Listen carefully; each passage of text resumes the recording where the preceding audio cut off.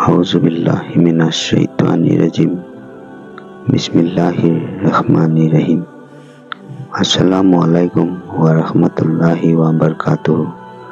মোৰ মৰমৰ মা ভনী আৰু ভাই বন্ধুসকল, আজি যিসকল মানুহে মোৰ এই ভিডিঅ'টো চাই আছে, আল্লাহ তাবাৰক ও তাআলা আপুনি আপোনাৰ ৰহমতৰ দ্বাৰা সেই সকল লোকৰ সকলোবোৰ জায়েজ দিলি খুৱাইছ আপুনি আপোনাৰ বাৰগাহত কবুল কৰিব, আমিন। হাদিছ, তফসিৰ আৰু ফিকাহ কি?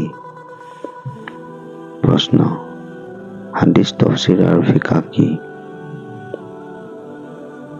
উত্তৰ: হাদিছ হ'ল কোৰাণৰ পৰিপূৰক ব্যাখ্যা স্বৰূপ কালামুল ইলহাম বা সত্যানুভূতি হিচাপে প্ৰাপ্ত ৰচুলৰ বাণী।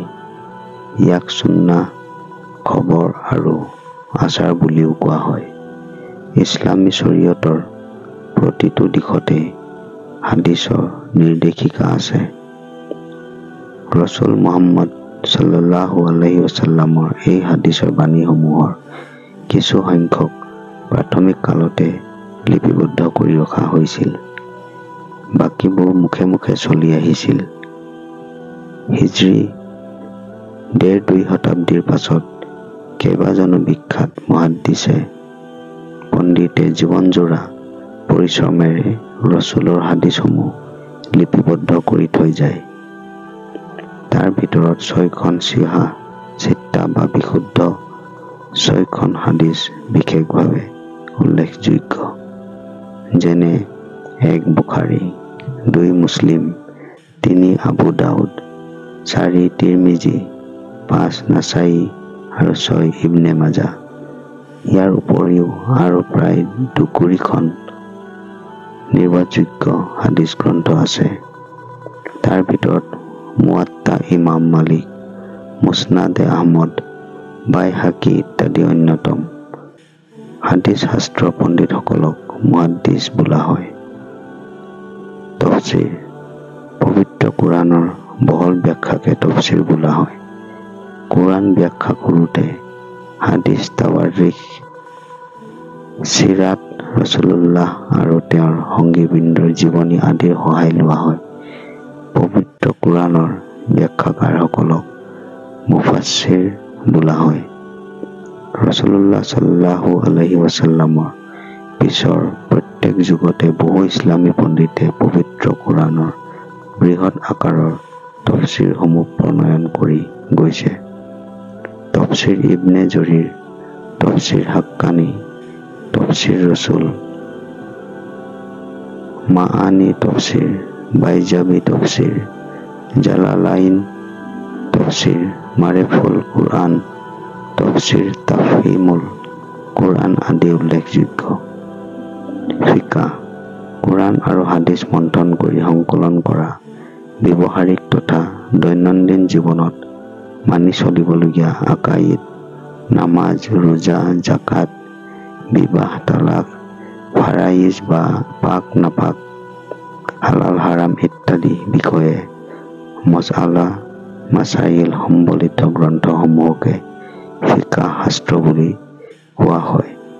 এই ফিকাহ শাস্ত্ৰ সংকলনকাৰীসকলক ফকিহ বোলা হয়।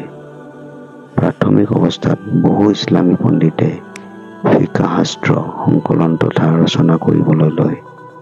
পৰৱৰ্তী কালত সেই আটাইবোৰৰ মাজৰ পৰা অনুসৰণৰ বাবে ৪খন ফিকাহ বাছি উলিওৱা হয়। যেনে ১ ইমাম আবু হানিফা ৰাদিয়াল্লাহু তাআলা আনহুৰ ফিকাহক হানাফী ফিকাহ। ২ ইমাম শ্বাফিঈ ৰাদিয়াল্লাহু তাআলা আনহুৰ ফিকাহক শ্বাফিঈ ফিকাহ।